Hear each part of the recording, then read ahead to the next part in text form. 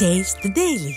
திருவண்ணாமலையில் கோரிக்கைகளை நிறைவேற்றாத திமுக அரசை கண்டித்து அண்ணா தொழிற்சங்கம் மற்றும் கூட்டமைப்பு சங்கங்கள் சார்பில் மாபெரும் கண்டன ஆர்ப்பாட்டம் மண்டல செயலாளர் மனோகரன் தலைமையில் நடைபெற்றது.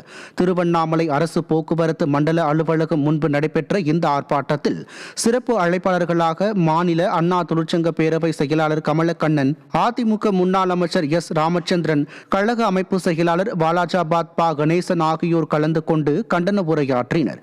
இந்த ஆர்ப்பாட்டத்தில் பேசிய அண்ணா தொழிற்சங்க பேரவை செயலாளர் கமலக்கண்ணன், திமுக ஆட்சிக்கு வந்தால் சொன்னதையும் செய்வோம், சொல்லாததையும் செய்வோம் என கூறிவிட்டு தற்போது திமுக சொன்னதையும் செய்யவில்லை, சொல்லாததையும் செய்யவில்லை என குற்றம் சாட்டினார்.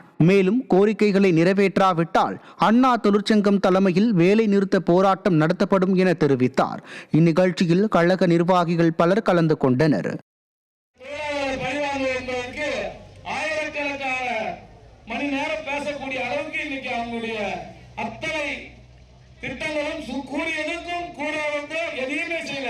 நாங்க சொல்றாங்க, எப்ப சொல்லணும், நாங்க அதை செய்வோம், சொல்லாதையும் செய்வோம். இன்னைக்கு சொன்னதையும் செய்யல, சொல்லாதையும் செய்யல, எதையும் செய்யாத விடியா திமுக அரசு கண்டித்து தான் இந்த நிகழ்ச்சி. என்ன நடக்குது? நம்மளுடைய அம்மா அவருடைய ஆட்சி காலத்துல இன்றைக்கு அதிகப்படியான ஊதிய உயர்வை கொடுத்த ஒப்பந்தம் போட்டது.